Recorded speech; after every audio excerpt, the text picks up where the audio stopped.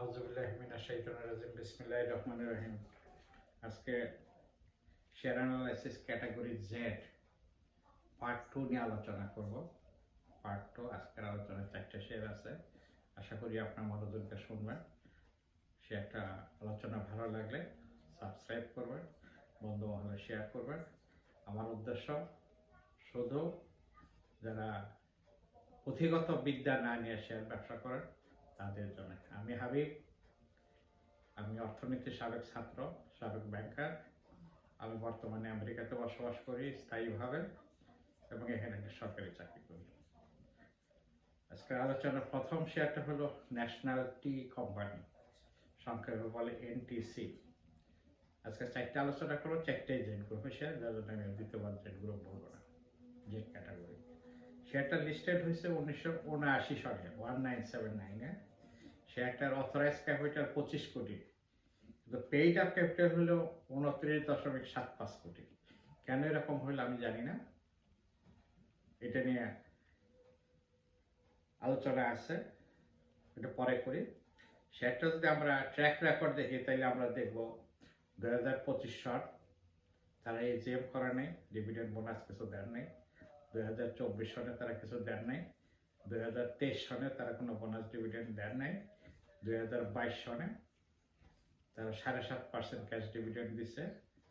2021 সনে 10% cash dividend দিছে। 2020 সনে দিচ্ছে 5% ক্যাশ ক্যাশ ডিভিডেন্ড। 2019 সনে 22% ক্যাশ ডিভিডেন্ড। ওই সময় তাদের ভালো অবস্থা ছিল। 2018 সনে 22%, 2017 সনে 18% এবং 2016-তে 30% ক্যাশ ডিভিডেন্ড দিছে। বিগত 10 বছরের ভিতরে 7 বছরে তারা ভালো ছিল, গত 3 বছর থেকে তাদের অবস্থা খারাপ। কেন খারাপ আমি জানি না। এটা তাদের সর্বশেষ হিসাব যেটা দিছিল, সেটা তাদের ইয়ারলি লস ছিল 5 শেয়ারে 160 টাকা 40 পয়সা ইয়ারলি লস। আচ্ছা, তার আগের বছরে তাদের ইয়ারলি লস ছিল 96 টাকা 24 পয়সা। 10 টাকার একটা শেয়ার যদি 160 টাকা লস দিয়ে থাকে তাহলে কি ব্যবসা করে আমার বোধগম্য। আচ্ছা, এটা যদি আমি লাস্ট ক্লোজিং প্রাইসটা দেখি তাহলে দেবো লাস্ট ট্রেডিং নভেম্বরের 30 তারিখে গেছে 163 টাকা 50 পয়সা। যে শেয়ারটা আপনাকে কিছু দেয় না, সে শেয়ারটা কেন আপনি 163 টাকায় কিনেন? যে গাভী দুধ দেয় না, সে গাভীটা কেন আপনি কিনবেন বা কিনবেন? আমার বোধগম্য না, আমি হলে কিনব না। আচ্ছা, এখানে যদি ন্যাব পার শেয়ার দেখি, net asset value per share দেখি, সর্বশেষ -155 টাকা 69 পয়সা। 10 টাকা শেয়ারে 155 টাকা তারা লস দিয়ে রাখছে, নেট অ্যাসেট ভ্যালু মাইনাস। আচ্ছা, এখানে আরেকটা জিনিস আমরা দেখবো, যদি আদার ইনফরমেশন দেখি তাহলে দেখবো স্পন্সরদের হোল্ডিং আছে 39.43, গভর্নমেন্ট হোল্ডিং আছে 5.22। যেখানে গভর্নমেন্ট আছে সেখানে লস হবেই। আচ্ছা, তারপর ইনস্টিটিউশনাল হোল্ডিং হলো 31.49 এবং পাবলিক হোল্ডিং হলো 23.86।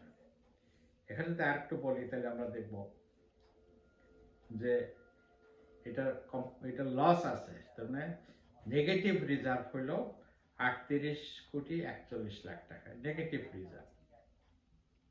আচ্ছা, ব্যাংকটা লোন আছে, প্রতিষ্ঠানটা লোন আছে 197 কোটি 82 লাখ টাকা। 29 কোটি টাকা ক্যাপিটালের এই প্রতিষ্ঠান চালাইতে তাদের লস হলো 38 কোটি। তাহলে তাদের পেইড আপ ক্যাপিটাল থেকে তাদের লসের পরিমাণ বেশি, যার জন্য এখানে তাদের অ্যাসেট ভ্যালু 155 মাইনাস হয়ে গেছে। এবং তাদের লোন আছে 197 কোটি। 197 কোটি টাকা লোন নিয়ে বাবা তুমি কি করো? এটা জনগণের কাছে জবাবদিহি করো, তাহলে জনগণ বুঝতে পারবে তোমার অবস্থা ঠিক। এখানে আমরা আরো কিছু দেখি তাহলে ন্যাশনাল টি কোম্পানি নিয়ে তাহলে দেখবো তারা বিভিন্ন সময় প্লেসমেন্ট শেয়ার ইস্যু করছে। একবার করছে 66 লাখ, আবার 44,46,624, সর্বশেষ তাদের যে হিসাব যেটা দেওয়া আছে, যে নিউজ যেটা দেওয়া আছে সেখানে। তারপর তারা আরো রাইট শেয়ার ইস্যু করছে 1,87,03,376, টোটাল হইল 29 লাখ, আরে 2,97,50,000, এটা 10 দিয়ে গুণ করলে হয় 29,75,00,000। এটা গেল এই অবস্থা। আচ্ছা, আজকের আলোচনায় তৃতীয় শেয়ারটা হলো রেনুইক যজ্ঞেশ্বর। এই শেয়ারটা আসছে 1989 সনে। অথরাইজ ক্যাপিটাল 20 কোটি, পেইড আপ ক্যাপিটাল মাত্র 2 কোটি। আচ্ছা, এটা যদি আমরা ট্র্যাক রেকর্ড দেখি তাহলে দেখব 10 বছরের ভিতরে তারা 7 বছর 2025 থেকে আগে এই সময় প্রস্তাব, এই সময় পর্যন্ত তারা 7 বছর তারা কোনো ডিভিডেন্ড দেন নাই, বোনাস দেন নাই, রাইট দেন নাই, কিছু দেন নাই। আমি ধারাবাহিকভাবে বলি 2025 শূন্য, 2024 শূন্য, 2023 শূন্য, 2022 শূন্য, 2021 শূন্য, 2020 শূন্য, 2019 শূন্য, 2018-তে 12% ক্যাশ, 2017-তে 12% ক্যাশ এবং 2016-তে 12% ক্যাশ। আচ্ছা, এটার যে আমরা দেখি কোয়ার্টারলি ইনকাম যখন আমরা দেখবো তাহলে দেখবো ফার্স্ট কোয়ার্টারে তাদের লস হলে 10 টাকা শেয়ারে 2 টাকা 90 পয়সা। গত বছর ফার্স্ট কোয়ার্টার মানে জুলাই থেকে সেপ্টেম্বর পর্যন্ত 2 টাকা 90 পয়সা তাদের লস হয়েছে। আচ্ছা, তার আগের বছর একই সময় তাদের লস ছিল 1 টাকা 89 পয়সা, তাহলে তাদের লসের পরিমাণ বাড়ছে, লসের পরিমাণ কমে নাই, তাহলে কোম্পানির অবস্থা দিনে দিনে আরো খারাপের দিকে যাচ্ছে। আমরা যখন দেখবো এটা লাস্ট ক্লোজিং প্রাইস গেছে 30 তারিখে, 30শে নভেম্বর লাস্ট ক্লোজিং প্রাইস গেছে শেয়ারটা 489 টাকা 40 পয়সা, 490 টাকা। যে শেয়ারটা কিছুই দেয় না সে শেয়ারটা আপনার 490 টাকা কিনেন কেন? আমাকে বলেন দেখি, আমাকে বলেন, আমি একটা করতে হবে। আচ্ছা, এটা net asset value per share হলো -108 টাকা 44 পয়সা। 10 টাকা শেয়ারে নেট অ্যাসেট ভ্যালু -108 টাকা, 10-15 বেশি নেগেটিভ। তারপর আপনার শেয়ার কিনুন, কেন কিনেছেন আবার একটু বোঝার চেষ্টা করেন। আচ্ছা, এখানে দেখবো আমরা গভর্নমেন্টের শেয়ার আছে 51%, ইনস্টিটিউশনাল হোল্ডিং হলো 13.77 এবং পাবলিক হোল্ডিং হলো 35.23। এই যেখানে গভর্নমেন্ট আছে তাদের সব চোর বদমাইশদের ভরা, যার জন্য কোম্পানির লস। আচ্ছা, এটা আরো কিছু ইনফরমেশন এখানে আছে।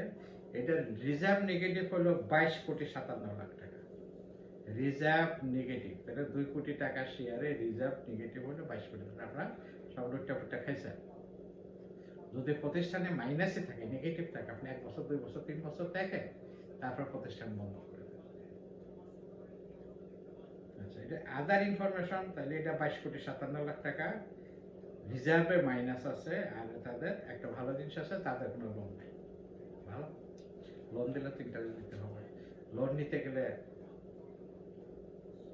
ব্যাংক অফিসারকে পয়সা দিতে হবে, ব্যাংকারকে পয়সা দিতে হবে, ব্যাংকে পয়সা দিতে হবে। একদিক থেকে ভালো আছে, কিন্তু ওভারঅল খুবই খারাপ অবস্থা। এটা সে আগত যাবেন না, কিনবেন না। যদি কিছু থেকে থাকে লস দেওয়া হলে বের হয়ে আসে, কান ধরে তো বা করেন, বাবারে এই শেয়ার আমি। এটা হলো সেই বন্ধ জিনিস, একটা ব্রোকেন কার, একটা ব্রোকেন ভেহিকল, আপনি কেন কিনতে যাবেন? পরবর্তী শেয়ারটা হলো শ্যামপুর সুগার মিলস। আজকে আলোচনা 3 নম্বর শেয়ার শ্যামপুর সুগার মিল। শেয়ারটা আসছে 1996 সনে, 25-19 30 বছর আগে কথা। আচ্ছা, এটা অথরাইজ ক্যাপিটাল 50 কোটি, পেইড আপ ক্যাপিটাল 5 কোটি। পেইড আপ ক্যাপিটাল মানে এই 5 কোটি টাকা শেয়ার বাইরে আছে, মানে মার্কেটে আছে।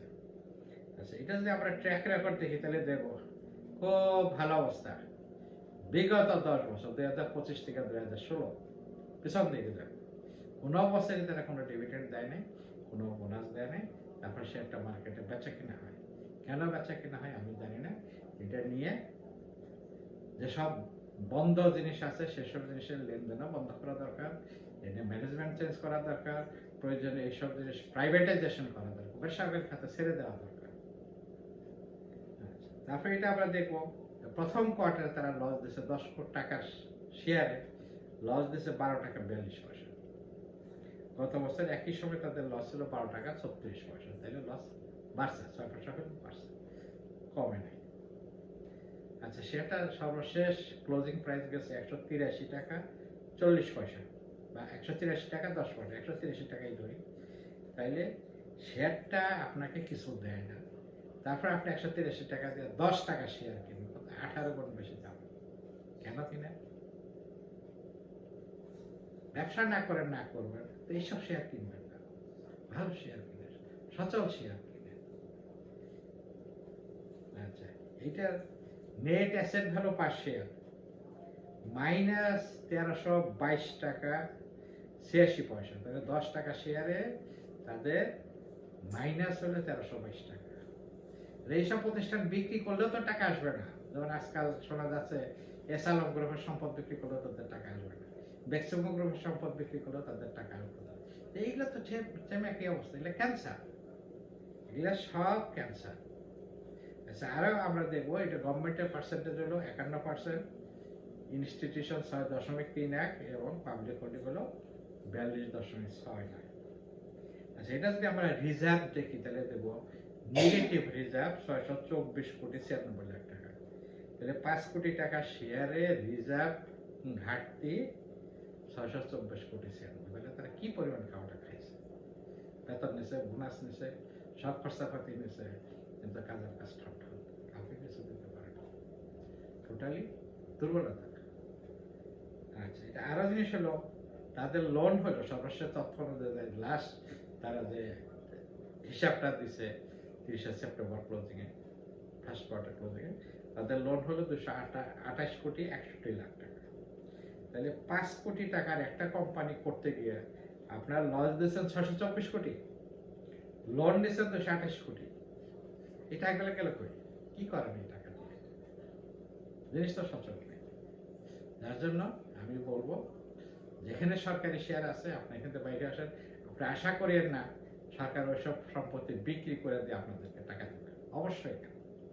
এটা তো কোনো কালে প্রাইভেটাইজেশন হয়ও, আপনার কোনো লাভ নাই। আজকে দেখেন 5টা বেসরকারি ব্যাংক, সরকারি ইসলামী ব্যাংক যেভাবে চলে আসতেছে, তাদের যে শেয়ার হোল্ডারের অবস্থা হয়েছে, ভবিষ্যতে আপনাদের একই অবস্থা হবে বলে আমি মনে করি না, আমারও ভুল হবে বাস্তবে ভবিষ্যৎ। আজকের আলোচনার সর্বশেষ শেয়ার হলো ঝিল বাংলাদেশ। এটা একটু সুখবর আছে, তাও বলবো আগে তাদের 10 বছর ট্র্যাক রেকর্ডটা দেখে নিই, তারপর ভালো খবরটা বলবো।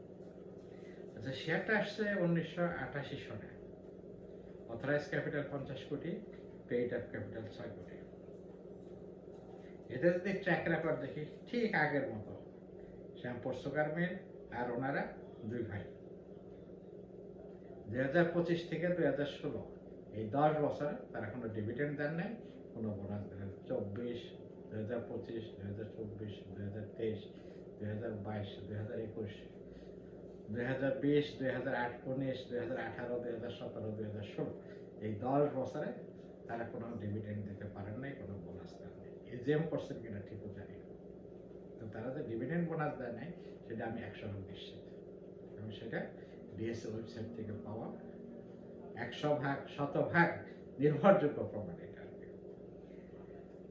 আচ্ছা, এটা যদি আমরা দেখি তাদের কোয়ার্টারলি ইনকাম, সর্বশেষ যে তারা নিউজটা দিচ্ছে সেখানে তাদের কোয়ার্টারলি ইনকাম হলো, প্রথম কোয়ার্টার লস হলো 27 টাকা 91 পয়সা, আগের বছর ছিল 19 টাকা 95 পয়সা, যেটা প্রথম কোয়ার্টারে 10 টাকা শেয়ারে 27 টাকা 91 মানে 28 টাকা লস দিয়ে ফেলছে।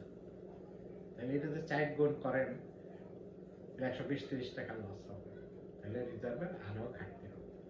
আপনার কেন এই শেয়ারটা কেন? এসব শেয়ার মার্কেটে লেনদেন হয়। তাহলে আমি বিশেষকে বলবো আপনি অনুসন্ধান করেন, প্রয়োজন হলে এসব জিনিস ট্রেডিং বন্ধ করে দেন, এগুলো ওভার দ্য কাউন্টারে দিয়ে দেন। এটা দেখেন এইগুলোর জন্য তো মার্কেট খারাপ। 10টা একটা গোয়ালে 10টা গরু থাকলে একটা যদি দুষ্ট গরু থাকে, বাকি 9টায় রাত্রে ঘুমাইতে পারবো না, ঘরে থাকতে পারবো না। এই দুষ্ট গরুকে এটা ট্রেস আউট করেন এবং তাদেরকে লাথি মাইরে এখান থেকে বের করে দেন। সরি। আচ্ছা, এটা সর্বশেষ লাস্ট ক্লোজিং প্রাইস গেছে 30 নভেম্বরে 90 টাকা 60 পয়সা, আগের দিন ছিল 82 টাকা 40 পয়সা, মানে একদিনে তাদের 8 টাকা 20 পয়সা বেড়ে গেছে। কেন? খবর আসছে তারা প্রোডাকশনে গেছে, ভালো কথা। দেখেন 1 বছর 2 বছর 5 বছর এদের যে লস আছে আগামী 100 বছর যদি তারা প্রোডাকশনে থাকে তাইলে এই লস তারা কভার করতে পারবে না। আগামী 100 বছর লাভ কভার করতে পারবে না, 100 বছর আপনি বাঁচবেন না, আমিও বাঁচবো না। যার জন্য সাবধান হন, এখানে বিনিয়োগ করা থেকে বিরত থাকুন। আচ্ছা, এদের NAV per share, NAV per net asset value per share হলো নেগেটিভ 1167 টাকা 10 পয়সা, মানে 10 টাকা শেয়ারে নেগেটিভ হলো 1167 টাকা। তাইলে 116 গুণ বেশি তারা 10 টাকা শেয়ার 116 গুণেরও বেশি তারা লস করে ফেলছে। গভর্নমেন্ট হোল্ডিং হলো 51%, ইনস্টিটিউশনাল হোল্ডিং হলো 13.34 এবং পাবলিক হোল্ডিং হলো 35.66। আচ্ছা, এটা রিজার্ভ ঘাটতি হলো 600, রিজার্ভ মাইনাস হলো 644 কোটি 04, 644, তো 644.04 ক্রোর, 644 কোটি 4 লাখ। আচ্ছা, এতে লোন আছে 395 কোটি 20 লাখ, তাহলে 6 লাখ টাকার একটা প্রতিষ্ঠানের লোন আছে 395 কোটি। লোন হইলে তো লাভ, লোন নিতে পারলে লাভ। কারণ হলো যেসব অফিসাররা লোনের সাথে জড়িত আনছে তারা আদার্স খরচ দেখে তারা কোটি কোটি টাকা এখান থেকে নিয়ে গেছে, ব্যাংক তো এমনি লোন দেয়নি, তাদেরকে স্যাটিসফাই করতে হয়েছে। স্যাটিসফাই তারা যেমন ব্যাংক হয়েছে, আপনার যারা ডিলিং অফিসার আছেন তারাও এখানে লাভবান হয়েছে, যার জন্য 395 কোটি টাকা লোন নিয়ে রাখছেন। তাইলে আজকের আলোচনা যে করলাম, এই 5টা শেয়ার, এই 4টা শেয়ারের মধ্যে সরকারের সম্পৃক্ততা আছে। একটা 5.22, একটা হলো 51, আরেকটা 51, আরেকটা 51। যেখানে সরকারি শেয়ার আছে সেখানে এই দুরবস্থা।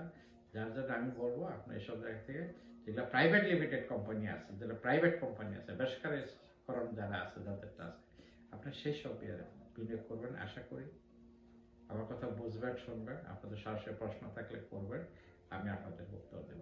আমার এটা এমডি হাবিব শেয়ার অ্যানালিসিসে পাবেন, অথবা ফেসবুকেও আপনারা পাবেন, এমডি হাবিব দিলে আপনারা পাবেন।